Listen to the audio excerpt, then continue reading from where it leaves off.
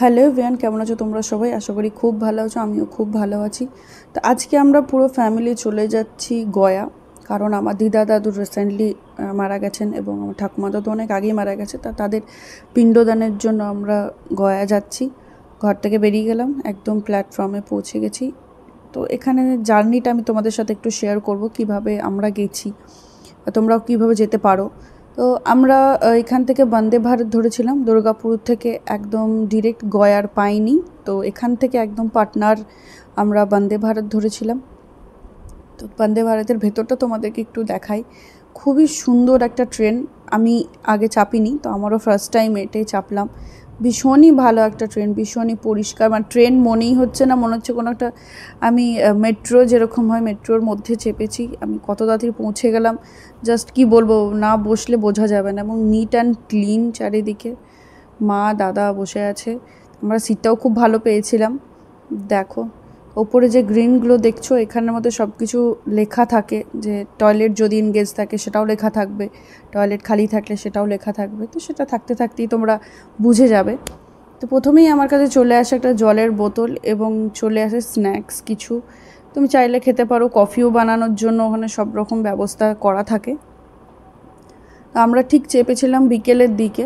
তো আমরা মোটামুটি এখান থেকে সময় লেগেছে 7 ঘন্টার মতো। তো বন্দে ভারতের সার্ভিস কিন্তু খুবই ভালো। তো ফাইনালি বসে বসে আমি একটু কফি বানিয়ে নিলাম, কারণ অনেকক্ষণের ব্যাপার। তো তোমাদেরকে একটা মজার জিনিস দেখাই। বন্দে ভারতে বাথরুমটা অনেকে বুঝতে পারে না কীভাবে ইউজ করতে হয়। দেখো আমি বলে দিচ্ছি কীভাবে ইউজ করতে হয়। হাতটা এইভাবে নিচে দিলেই কি তোরা সেন্সার কাজ করে। জলটাকে পেছনে যে কলটা আছে এইভাবে খুলতে হবে, খুলে প্রেস করলেই জল বেরোবে। আবার যখন তোমরা এইদিকে যাবে, যখন টয়লেটে ফ্লাশ করতে হয়, এখানে আলাদা কোনো ফ্লাশ কিন্তু থাকে না, গ্রিন সুইচটাই টিপতে হবে তোমাদেরকে। আর জেট স্প্রে থাকে, এবং কোনো রকম কোনো অসুবিধা হলে সবসময় ট্রেনের মধ্যে অ্যানাউন্সমেন্ট করতেই থাকে কিভাবে ইউজ করবে। তারপরেও আমি তোমাদেরকে একটু বলে দিলাম, যদি তোমাদের তাতে সুবিধা হয় সেটা আমার খুব ভালো লাগবে। এই দেখো ট্রেনটা কতটা সুন্দর। তো এই করতে করতে আমার কাছে চলে এলো রাত্রের খাবার। রাত্রের খাবার বেশ টেস্টি ছিল, ভালো ছিল, কিন্তু খুবই ভালো খাবার দিয়েছিল, সিম্পল কিন্তু খুবই ভালো। তো সেই হিসাবে চলো সবই ঠিক আছে। এরপর আমরা নেমে গেলাম Patna.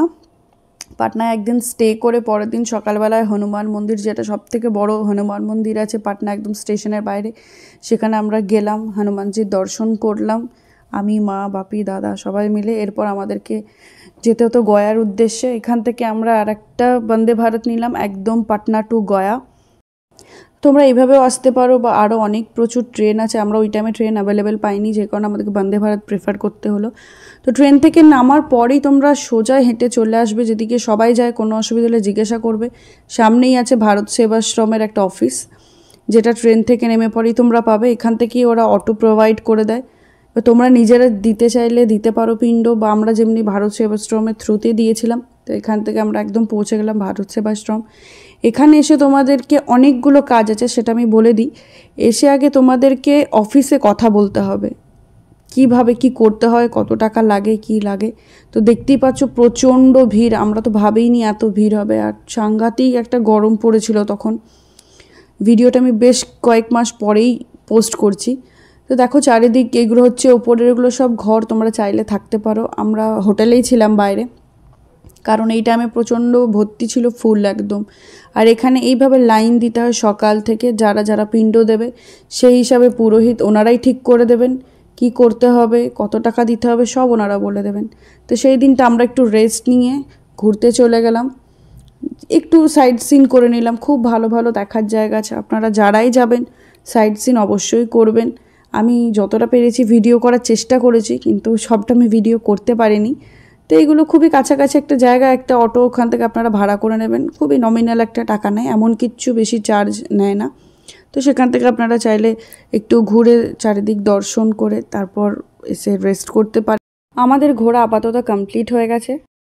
Good morning everyone, welcome back to my channel. আমি চলে এসে তোমরা গয়া এসে পিণ্ডদান করবে। আজকে আমার দাদু, ঠাকুমা, দিদা, দাদু 4 জনের পিণ্ডদান আমরা এখানে করতে এসেছি।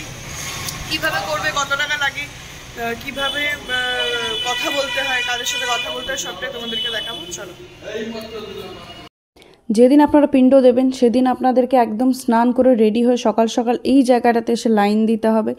এখানে মহারাজজি আপনাদেরকে সব কিছু গাইড করবেন, কিভাবে করতে হবে, কোথায় যেতে হবে, কত টাকা দিতে হবে। এবং অনেকেই বলে নাকি প্রচুর টাকা লাগে। একটা কথা বলে দিচ্ছি, আপনি আপনার সামর্থ্যর মতো টাকা দেবেন, এখান থেকে একদমই বেশি টাকা লাগে না। আপনার যতটা ক্ষমতা আপনি ততটাই দেবেন। তো এখানে সকাল সকাল 1 ঘন্টা বলা হবে, তারপর এখান থেকে আপনাদেরকে পুরোহিত ঠিক করে দেওয়া হবে, তার সাথেই আপনারা আসবেন এবং একসাথে আরও 1-2 ফ্যামিলি একসাথেই আর কি ওনারা ঠিক করে দেন, যাতে একসাথেই পিণ্ড দেওয়া হয়ে যায়। তো আমাদের এখানে চলছে, মা আর বাপি আছেন, তার সাথে আরও 2জন কাকু আছেন, ওনারাও আমাদের সাথেই এসছেন। তো একসাথেই এখানে পিণ্ড হচ্ছে এবং আমি চারিদিকটা একটু ঘুরিয়ে দেখালাম, চারিদিকে প্রচুর এরকম ফ্যামিলি আছে যারা তাদের ফ্যামিলির জন্য এখানে পিণ্ড দিতে এসছে। একসাথে 3টে মন্দিরে পুজো হয়। 3টে মন্দিরে পুজো হওয়ার পর লাস্ট এটা হচ্ছে বট গাছ, যেটা হচ্ছে সাক্ষী বট বলে এখানে। তো এখানে লাস্ট পুজোটা হয়। তো সব জায়গায় চেষ্টা করবেন 200, 500, 150 এর থেকে বেশি টাকা না দেওয়ার। এর থেকে বেশি টাকা অ্যাকচুয়ালি লাগে না। এরপর অনেকে জানে না, তখন অনেক বেশি এখানে একটা demand খুব করে, ভালো তো জিনিস সেটা হচ্ছে, দিয়ে যেই দেয়। পুরোহিতের সাথে আপনি যাবেন ওনারা আপনাদেরকে প্রচণ্ডভাবে হেল্প করবেন। আপনারা খালি ওনাদেরকে একটু ফলো করবেন, ওনারাই বলে দেবেন কোথায় কিভাবে কথা বলতে হবে, কি বলতে হবে। এবং সব জায়গায় আমি ভিডিও করতে পারিনি, যতটা পেরেছি আমি চেষ্টা করেছি। আর একটা কথা, অবশ্যই খুচরো নিয়ে যাবেন সঙ্গে করে, মানে 10 টাকা 5 টাকা এরকমভাবে নিয়ে যাবেন, এগুলো প্রচণ্ডভাবে দরকার পড়ে। আর হ্যাঁ, কাজের পর ব্রাহ্মণের একটা প্রাপ্য অ্যামাউন্ট আপনাদেরকে দিতে হয়, সেটা আপনারা দিয়ে দেবেন আপনাদের সামর্থ্য অনুযায়ী।